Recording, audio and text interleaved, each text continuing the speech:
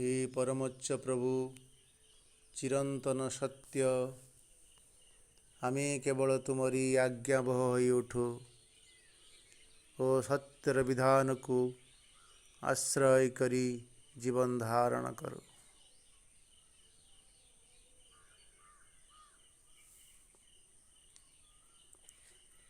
ये उपनिषदर कार्यक्रम को समस्त को स्वागत। आमे अध्ययन करी करी आसीछु भृगुवल्ली रे जे भृगुबारुणी तांकर विस्तृत ज्ञानर परिमंडल भितर को प्रवेश करी जेतबे सचेतन हो उठिचंती सचेष्ट हो उठिचंती एवं तांकर से ज्ञानर परिमंडल भितरे गोटे प्रश्न उंकी मारिछि एवं से चूड़ांत रूप नेबा को लक्ष्य रखिछि एवं गोटे प्रश्न उत्थापन करिछि। से प्रश्नटी चूड़ांत प्रश्न जे ब्रह्म कौन, ये ब्रह्म विषय जो तांकर जे जिज्ञासा, ये जिज्ञासा तांको आउ थय धरी रखी पारि नाही, तांको नहीं जाइछि से गुरु पिता वरुणଙ୍କ निकटକୁ एवं तांकर जो प्रश्न पचारिवार श्रद्धा एवं जिज्ञासार तेजदीप्त आलोक को से देखुचंती पिता एवं से जिज्ञासा अनुसारे से प्रश्नर उत्तर से दौछंती जे ब्रह्म कौन। से तार उत्तर रे एक सुंदर भाव से कहउछंती तुम्हें जहाँ देखुच ये सबू ब्रह्म। शरीर देखुच, मन देखुच, तुम जीवनी शक्ति देखुच, जो चक्षु द्वारा तुम्हें जगत को देखुच, सबकिछि जहाँ शुणुच जे कर्ण द्वारा, जो वाक द्वारा तुम्हें प्रकाश करुच, ये इंद्रिय माने मध्य ये अन्न जहाँ को खाद्य खाई तुम्हें बढ़ुच, ये सबू किछि अन्न, ये सबू किछि ब्रह्म। से आहुरी निबिड़ भाव में कहउछंती यही जगत रे से ब्रह्म समस्त कारक होइकी रहिछंती, धारक होइकी रहिछंती एवं अव्यक्त होइकी रहिछंती।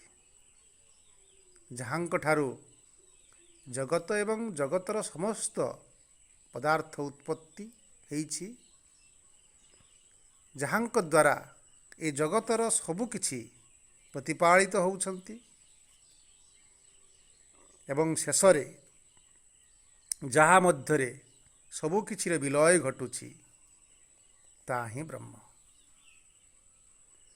इमिति एक सूक्ष्म एवं स्थूलर उत्तर भितरे निमग्न हो जाउछंती, आत्मनिमग्न हो जाउछंती भृगु एवं ताको प्रत्यक्ष भाव में अनुभव करिवा पई से निजको तपस्या रे मग्न हो जाउछंती।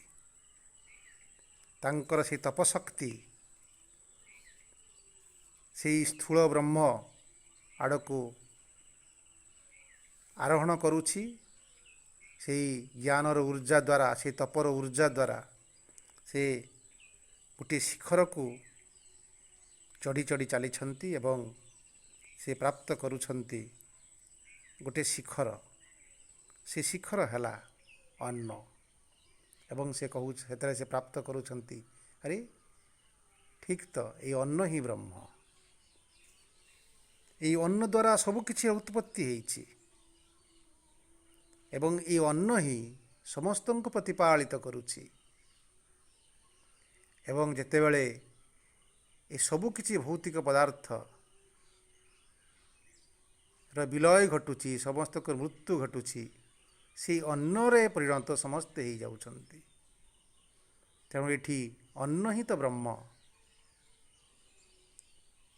यही प्रकार एक शिखर को आविष्कार कर सारा पर से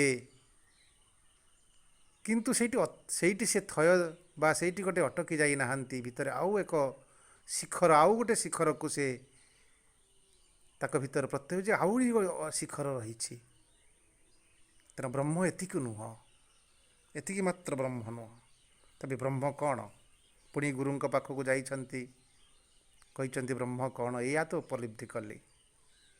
ସେ କହୁଛନ୍ତି ଯେ ତପ ତୁମକୁ ଏଇ କଥାଟାକୁ ପହଞ୍ଚେଇଲା, ଅନୁଭୂତି କରେଇଦେଲା, ସେଇ ତପଶକ୍ତି ହିଁ ତୁମକୁ ଆଉ ଗୋଟେ ଶିଖରକୁ ଆରୋହଣ କରି ନେଇଯିବ।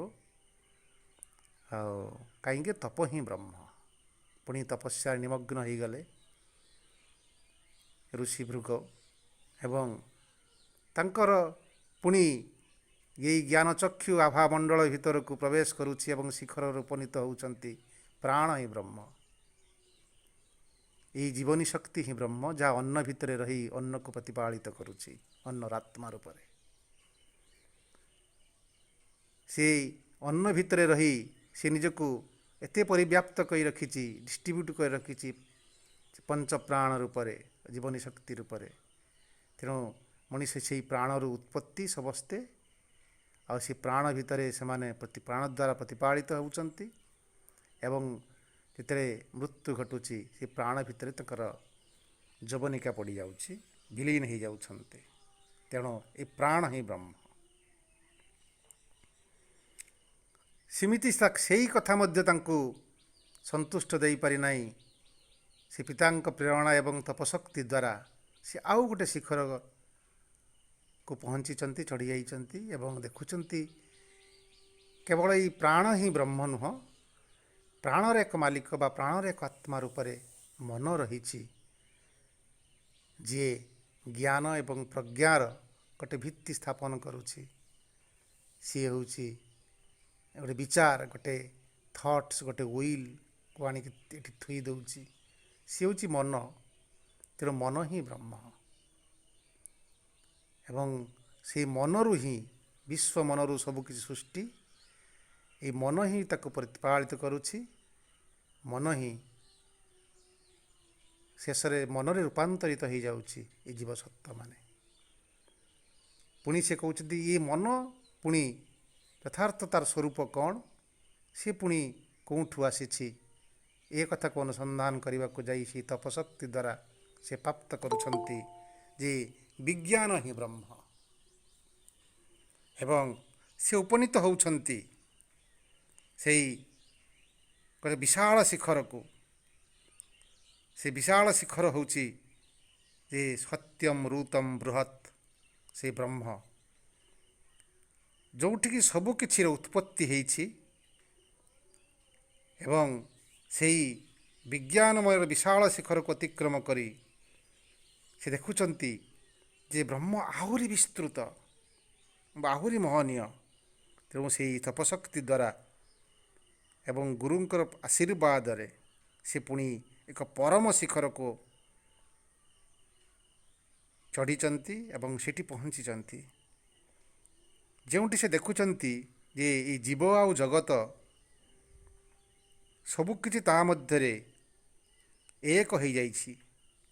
ସେ ହିଁ ଆଦି କାରଣ।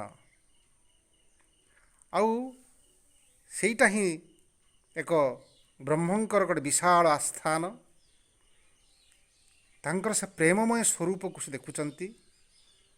ଏହାକୁ ଦେଖିକରି ତାଙ୍କ ଭିତରେ ଯେଉଁ ବ୍ରହ୍ମଙ୍କ ସମ୍ପର୍କରେ ଯେଉଁ ପ୍ରିକନସିପ୍ଟ ଆଇଡ଼ିଆ ଥିଲା ଯେ ବ୍ରହ୍ମ ଚିରଶାନ୍ତି, ଚିର ଆନନ୍ଦ, ଆଉ ଜନ୍ମ ମୃତ୍ୟୁର ଅତୀତ, ଏମିତି ଗୋଟେ ପ୍ରିକନସିପ୍ଟ ଆଇଡ଼ିଆ ଥିଲା। ସେଠି ସେ ଦେଖୁଛନ୍ତି ସେଇ କଥାକୁ ଯେ, ଏବଂ ଏହି ପ୍ରେମମୟ ସ୍ୱରୂପକୁ ସେ ଦେଖିକିରି ସେ ଆନନ୍ଦରେ ବିଭୋର ହୋଇଯାଇଛନ୍ତି, ତଲ୍ଲୀନ ହୋଇଯାଉଛନ୍ତି।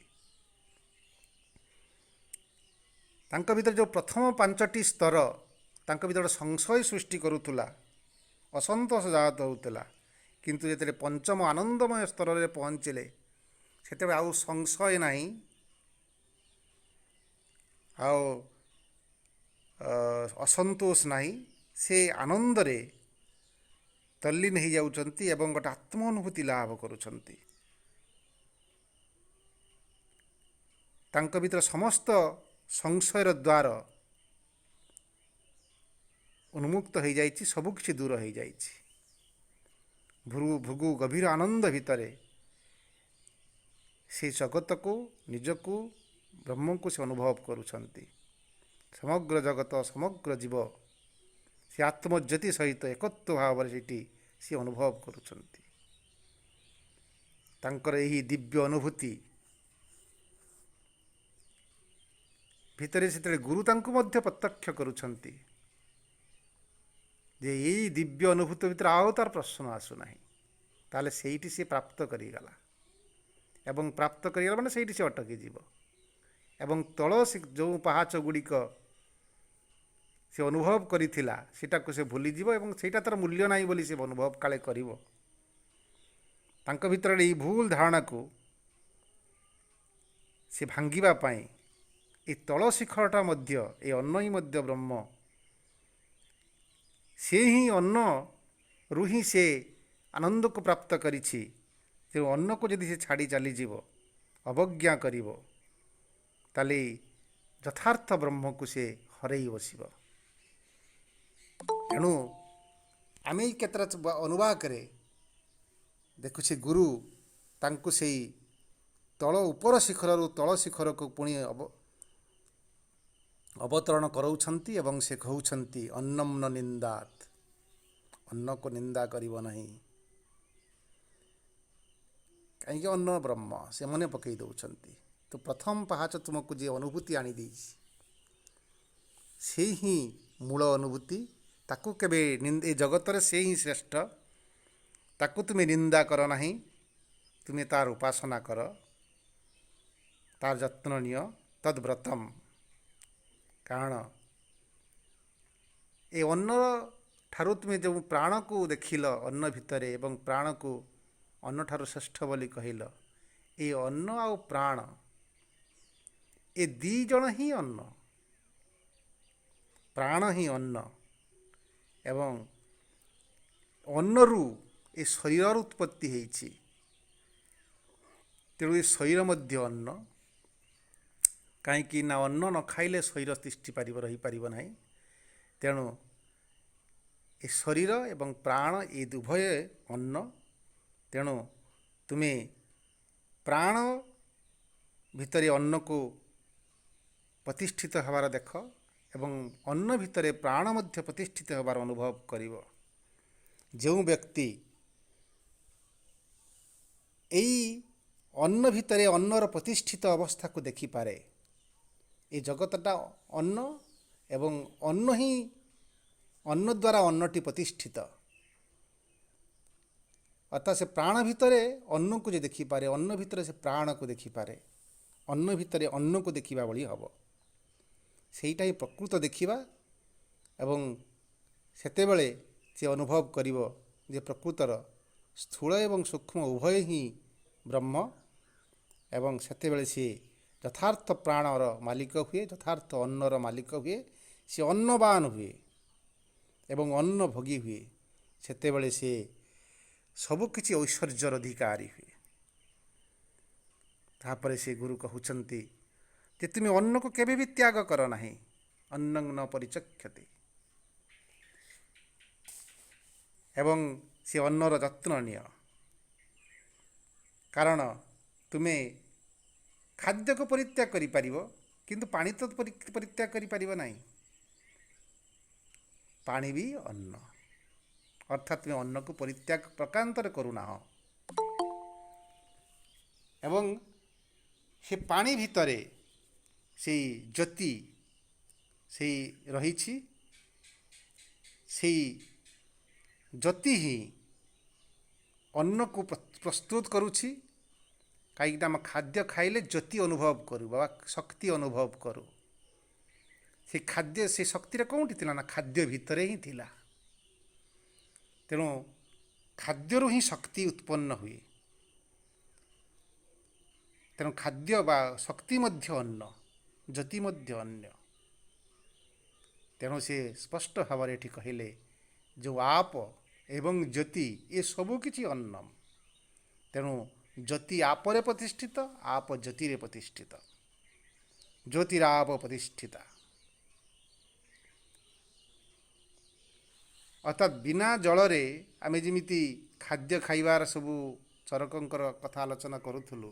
चर सुंदर भाव कहउछंती जे खाद्य खाइबार घंटाए परे जदि आमे पानी पीऊ ताहले गोटे जलुथिबा बत्तीर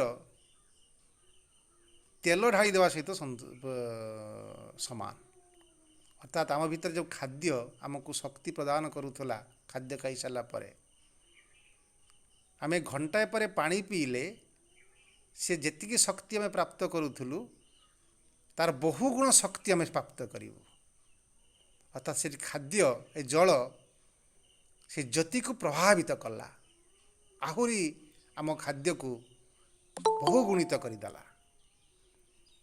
चरकंकर या गोटे अच्छी जे जदि खाइबार घंटाए पर जदि पानी पिया जाए ताले बत्तीरे तेल ढालिबा सदृश तुम्हें शरीर को अधिक शक्तिशाली तुम्हें करि।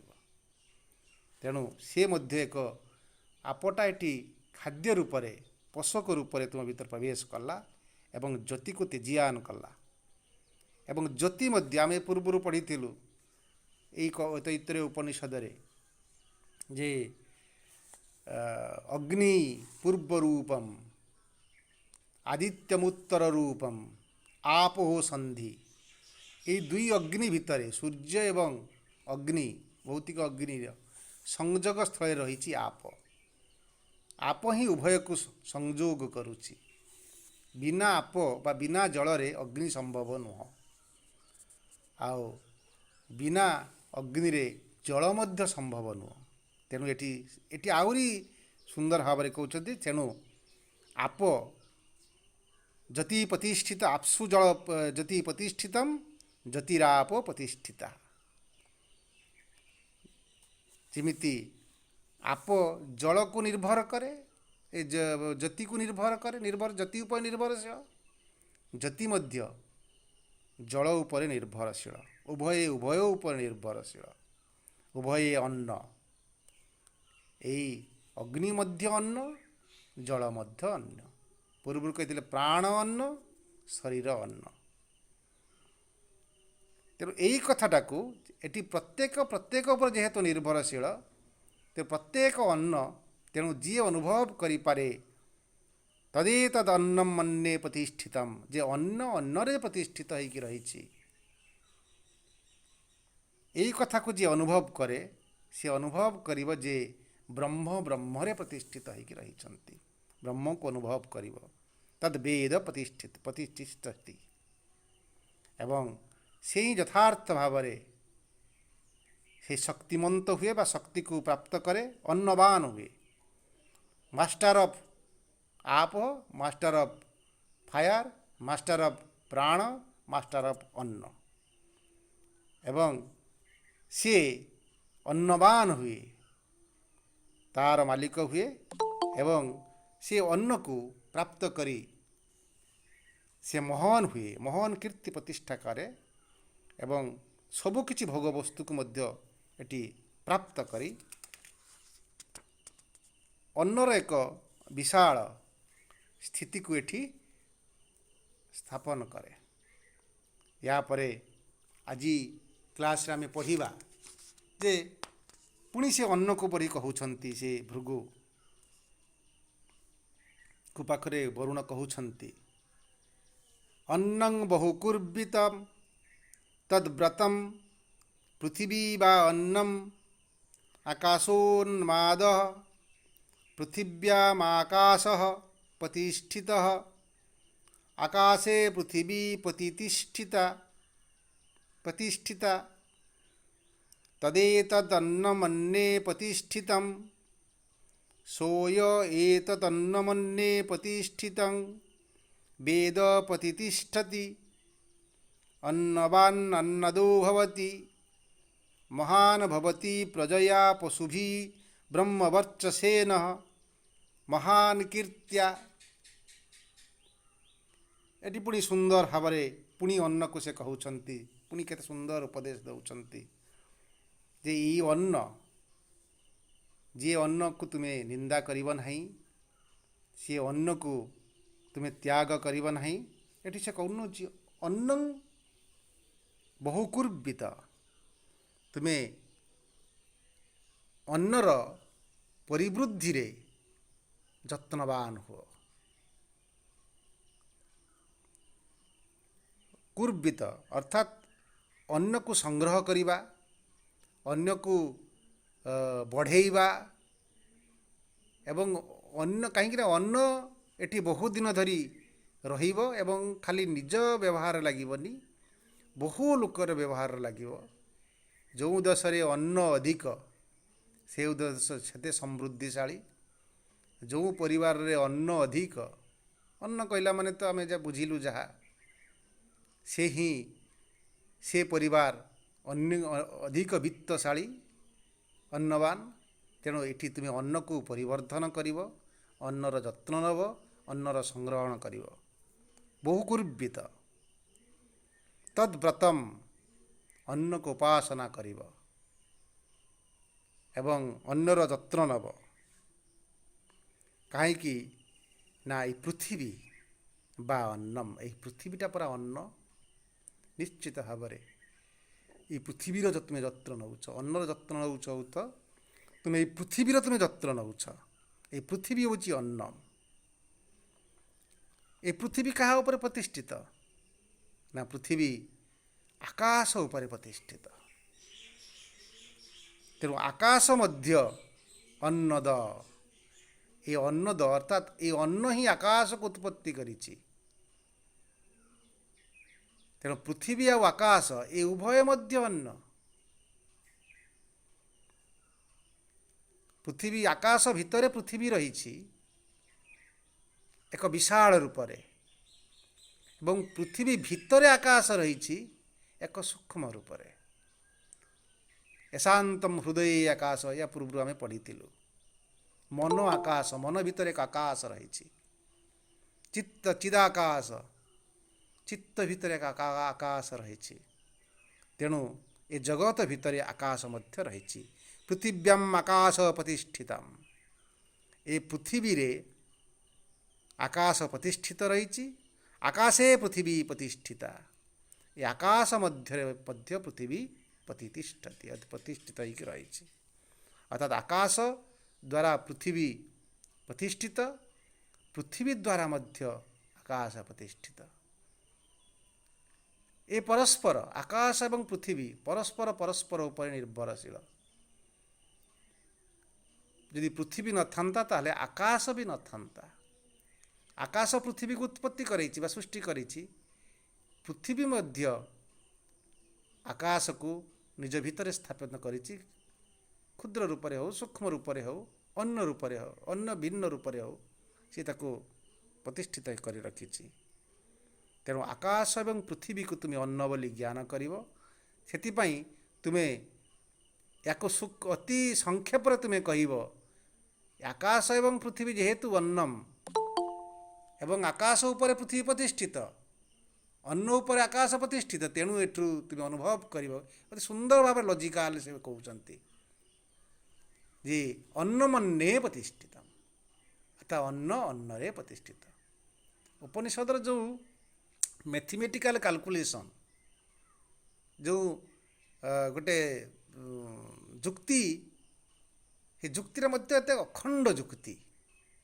କାହିଁକିନା ଉପନିଷଦ ସ୍ଥୂଳକୁ କେବେ ଦେଖେନି, ଅତି ସୂକ୍ଷ୍ମକୁ ସେ ଅନୁଭବ କରି ଯାଏ ଏବଂ ସେ ଅନୁଭବଟା ଏକ ଏମିତି ଏକାତ୍ମ ଅନୁଭବ। ତେଣୁ ସେଠି ସମସ୍ତ ଦର୍ଶନ, ସମସ୍ତ ତର୍କ, ସମସ୍ତ ବିଜ୍ଞାନ, ସମସ୍ତ ମ୍ୟାଥମେଟିକାଲ କାଲକୁଲେସନ୍ ମଧ୍ୟ ଧରା ଦେଉଛନ୍ତି। ଅତି ଯୁକ୍ତିପୂର୍ଣ୍ଣ ଭାବରେ ସେ କହୁଛନ୍ତି ଯେହେତୁ ଅନ୍ନମ୍ ଅନ୍ନେ ପ୍ରତି, ସବୁକିଛି ଅନ୍ନମ୍। ତେଣୁ ପଞ୍ଚମହାଭୂତ ଏ ସବୁକିଛି ଅନ୍ନ ଏବଂ ପରସ୍ପର ଉପରେ ନିର୍ଭରଶୀଳ। ଭାଇ ନମସ୍କାର। ହଁ ନମସ୍କାର। ଖାଲି ଗୋଟେ ଡାଉଟ୍ ଏଠି ରହିଲା। ଆଜ୍ଞା। ଗୋଟେ ଡାଉଟ୍ ରହିଲା କ'ଣ, ଆଉ ଟିକେ ବୁଝେଇ ହବ କି ପୃଥିବୀ ଆକାଶ, ପୃଥିବୀ ଭିତରେ ଆକାଶ ଯୋଉ ପ୍ରତିଷ୍ଠିତ ଅଛି ସେଇଟା ସୂକ୍ଷ୍ମ ରୂପରେ ଅଛି, କିନ୍ତୁ ତାକୁ ଆଉ ଟିକେ ସ୍ଥୂଳ ଭାଷାରେ କିଛି ବୁଝି ହବ କି ଯେମିତି ଆମ ସହଜ ଭାଷାରେ? ସ୍ଥୂଳ କାହିଁକିନା ଆମେ ଯଦି ଦେଖୁଛୁ ଯେ ବର ବର ଯୋଉ ମଞ୍ଜି ଭିତରେ ବିଶାଳ ବର ଗଛଟି ଅଛି ସେଥିରେ ପ୍ରକାଶିତ ହଉଛି, ଆମେ ଏଇଟା ବୁଝି ହେଇଯାଉଛୁ। ଆଜ୍ଞା କିନ୍ତୁ ଏଇଟା ମାନେ ବୁଝି ହଉନି ପୁରା, ଆମେ ତାକୁ ସ୍ୱୀକାର କରି ନେଇଯାଉଛୁ, କିନ୍ତୁ ଏଇଟା ବୁଝି ହଉନି ମାନେ ଭଲ। ଆକାଶ ଭିତରେ ପୃଥିବୀ ଠିକ ଅଛି, ଆମେ ଦେଖୁଛୁ ଆକାଶ ବିଶାଳ, ତାଙ୍କ ଭିତରେ ପୃଥିବୀଟା ବି ଅଛି, କିନ୍ତୁ ପୃଥିବୀ ଭିତରେ ଆକାଶ ସୂକ୍ଷ୍ମ ରୂପରେ ସେ ପୁଣି ପ୍ରକାଶିତ ହେଇ ଆକାଶ ହଉଛନ୍ତି, ତ ସେଇଟା ଆଉ ଟିକେ ସରଳ ଭାଷାରେ ବୁଝି ହବ? ସିଏ ଆମର ଜଣେ ଆମ ଜାଣିଛନ୍ତି ଓଡ଼ିଶାର ଜଣେ ଥିଲେ ଅଚ୍ୟୁତାନନ୍ଦ ଦାସ। ଅଚ୍ୟୁତାନନ୍ଦ ସାହିତ୍ୟରେ ସେ ସ୍ପଷ୍ଟ ଭାବରେ ସେ ଲେଖିଛନ୍ତି ଯେ ଶରୀର ଭିତରେ କେମିତି ଆକାଶ ରହିଛି, ଏବଂ ସେ ସୁନ୍ଦର ଭାବରେ ଲେଖିଛନ୍ତି ଯେ ଗୋଟେ ଚିଦାକାଶ ରହିଛି ଶରୀର ଭିତରକୁ, ନହେଲେ ଚିତ୍ତ ଏଠି ସୃଷ୍ଟି ହୋଇପାରିବନି। ଗୋଟେ ମନ ଆକାଶ ରହିଛି, ଏବଂ ଆକାଶଟା ଏଠି ସୂକ୍ଷ୍ମ ରୂପରେ ସେଇ ମୂଳ ସେଇ ଶବ୍ଦ ବ୍ରହ୍ମ, ଆକାଶ କହିଲା ମାନେ ଶବ୍ଦ ବ୍ରହ୍ମ ବୋଲି ତ କୁହାଯାଇଛି। ସେ ନିଜ ଭିତରେ ଗୋଟେ ସ୍ପନ୍ଦନ କରୁଛି, ଆମ ଭିତରେ ଯେଉଁ ସ୍ପନ୍ଦନ କରୁଛି, ମାସଲ ସ୍ପନ୍ଦନ କରୁଛି, ହାର୍ଟ ସ୍ପନ୍ଦନ କରୁଛି, ଏସବୁ ଯେତେ ସବୁ ସ୍ପନ୍ଦନ କରୁଛି, ଏସବୁ ସ୍ପନ୍ଦନ ହେଉଛି ସେଇ ମୂଳ ଆକାଶର ଗୋଟେ ସ୍ପନ୍ଦନ। ତାଙ୍କର ଗୋଟେ ସଂକଳ୍ପ ଆଜ୍ଞା ସ୍ପନ୍ଦନ ଏଠି ସବୁ ସ୍ପନ୍ଦିତ ହେଉଛି ବୋଲି ଗୋଟେ ମୋମେଣ୍ଟ ଚାଲିଛି। ଏ ମୋମେଣ୍ଟ ପାଇଁ ଏଠି ଆକାଶ ହିଁ ଏ ମୋମେଣ୍ଟଟା କରାଉଛି। ତେଣୁ ଚିଦାକାଶ, ମନ ଆକାଶ, ହୃଦୟ ଆକାଶ, ଏଇଟା ଏକ ମାନେ ଆକାଶ ତତ୍ତ୍ୱଟା ଗୋଟେ ଶରୀର ତତ୍ତ୍ୱର ସବୁଠୁ ସୂକ୍ଷ୍ମତମ ରୂପ। ତାକୁ ଆମେ ଗୋଟେ କେବଳ ଗୋଟେ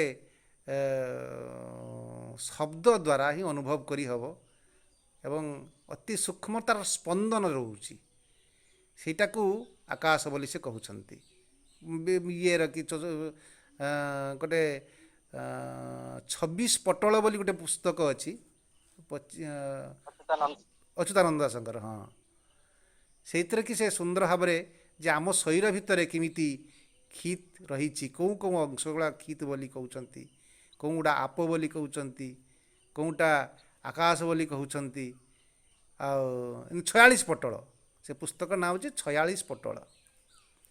ସେଇ ପୁସ୍ତକରେ ସେ ଗୁଟି ଗୁଟି କରିକି ସେ ବୁଝେଇଛନ୍ତି ଯେ କ୍ଷିତ୍ ଅପ୍ ତେଜ ମରୁତ ବ୍ୟମ, କିନ୍ତୁ ଶରୀର ଭିତରେ ବା ଏଇ ସ୍ଥୂଳ ଶରୀର ଭିତରେ ଗୁଟି ଗୁଟି କରି ରହିଛି।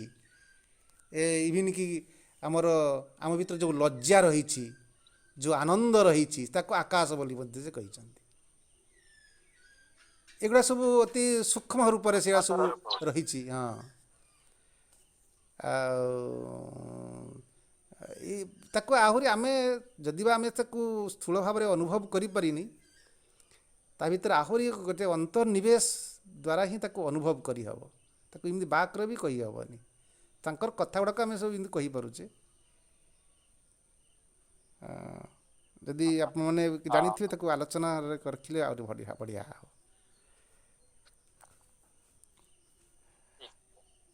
ଏବଂ ସେଇଟା ସେ କହୁଛନ୍ତି, ଏଇଟାକୁ ଆମକୁ ଅନୁଭବ ଯିଏ ଦେଖିପାରିବ ଯେ ସେ ଶରୀର ଭିତରେ ସେ ଆକାଶ ପ୍ରତିଷ୍ଠିତ, ଆକାଶ ଭିତରେ ଶରୀର ପ୍ରତିଷ୍ଠିତ, ଆକାଶ ବିନା ଶରୀର ରହିପାରିବନି, ଶରୀର ବିନା ଆକାଶ ରହିପାରିବନି।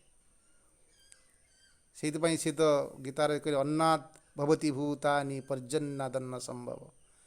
ଏଇ ଅନ୍ନଟା ଆକାଶରୁ ଆସିଛି, ମାନେ ପୃଥିବୀ ପୃଷ୍ଠରେ ସେ ଅନ୍ନ ଉତ୍ପତ୍ତି ହୋଇପାରିବନି। ତାକୁ ସେ କହୁଛନ୍ତି ଯେ ଆକାଶରୁ ବର୍ଷା ରୂପରେ ସେ ଆସିଛି। ସେ ଆସିଛି କି ଏଠି ଅନ୍ନର ଉତ୍ପତ୍ତି ସେ କରିଛି। ଏବଂ ତାପରେ ଲାଷ୍ଟରେ କହିଛି ଯଜ୍ଞ କର୍ମ ସମୁଦ୍ଭବ, ଅର୍ଥାତ୍ ସବୁକିଛି ବ୍ରହ୍ମ ମଧ୍ୟ ଯଜ୍ଞରୁ ଉତ୍ପତ୍ତି ହେଇଛନ୍ତି। ଏବଂ ସେ ଯଜ୍ଞଟି ହେଉଛି ସଂକଳ୍ପ ଯଜ୍ଞ। ପରମ ପ୍ରଭୁ ନିଜେ ସଂକଳ୍ପ କଲେ, ତାଙ୍କ ସଂକଳ୍ପ ଶକ୍ତି ଏଠି ଅନ୍ନରେ ରୂପାନ୍ତରିତ ହେଲା। ତେଣୁ ଏଠି ତାଙ୍କ ସଂକଳ୍ପ ହିଁ ଏଠି ସ୍ପନ୍ଦିତ ହେଉଛି ପ୍ରତ୍ୟେକ କଣ ଅଣୁକଣରେ। ଆମେ ଏଇ କିଛି ଦିନ ତଳେ ପୂର୍ବରୁ ସୁପ୍ରିମ୍ ଡିସ୍କଭରୀ ମାଙ୍କର ପଢ଼ୁଥିଲେ।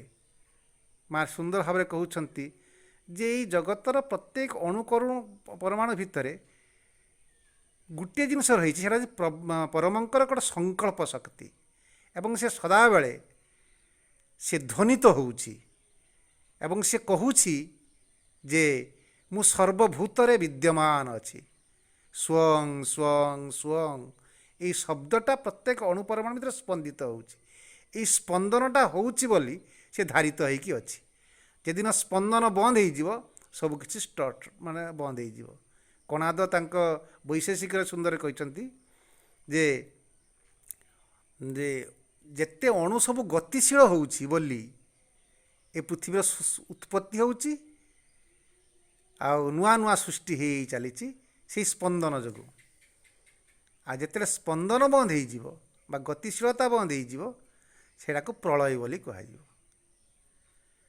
ତେଣୁ ଆକାଶଟା ହେଉଛି ଗୋଟେ ସ୍ପନ୍ଦନର ଅବସ୍ଥା, ଗୋଟେ ଭାଇବ୍ରେଟିଂ ଅବସ୍ଥା।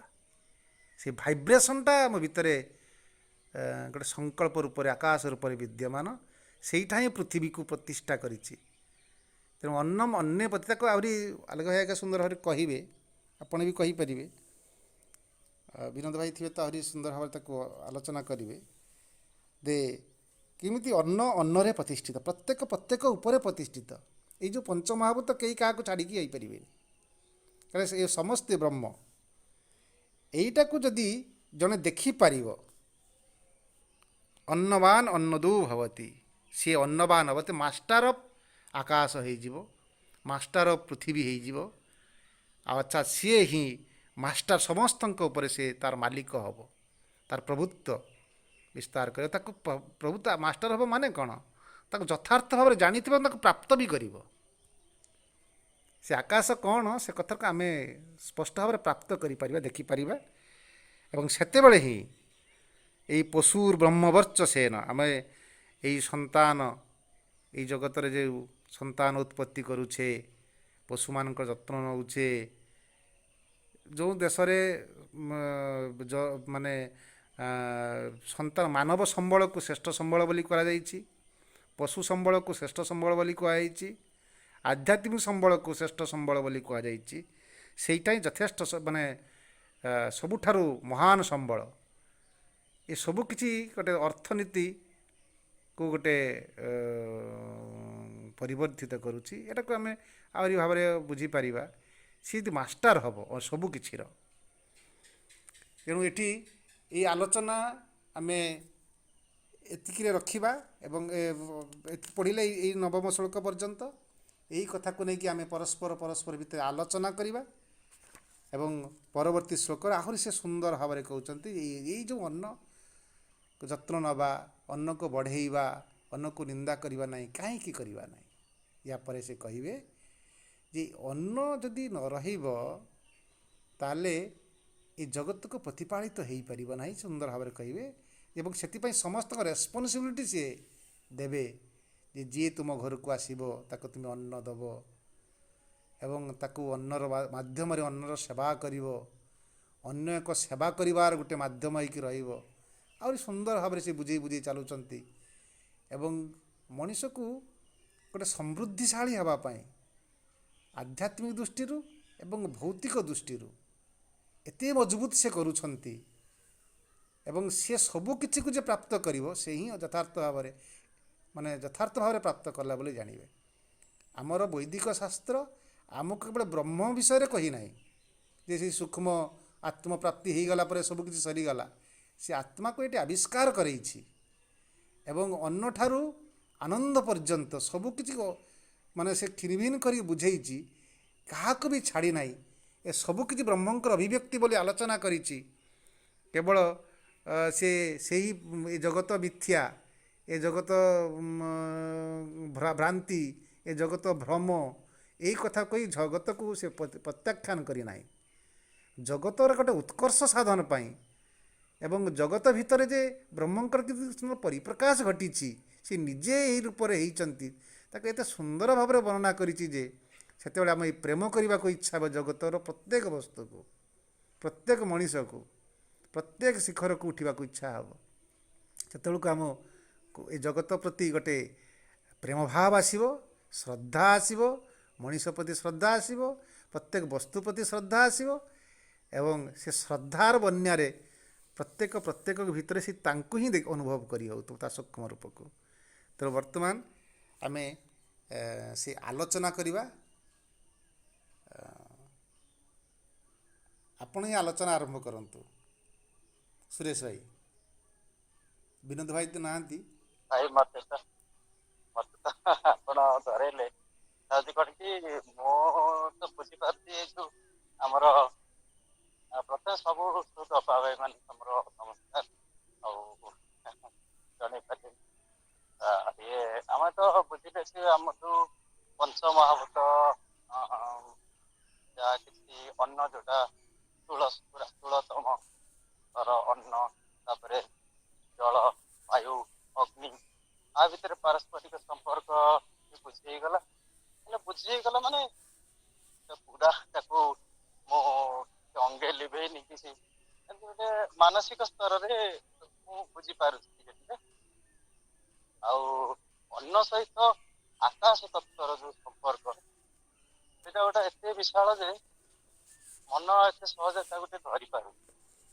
ତ ଏଇ ଜିନିଷ ଗୁଡାକ ଆମକୁ ଟିକେ ବୋଧେ ମତେ ଲାଗୁଛି ଆହୁରି ଅଧିକରୁ ଅଧିକ ସାଧନା ହେଲେ କି ଆମେ ଅଧିକରୁ ଅଧିକ ଯଦି କିଛି ଏଇସବୁ ବିଷୟରେ ଆମେ ପ୍ରସ୍ତୁତ କରିବା ବା ଆଲୋଚନା କରିବା ଯେ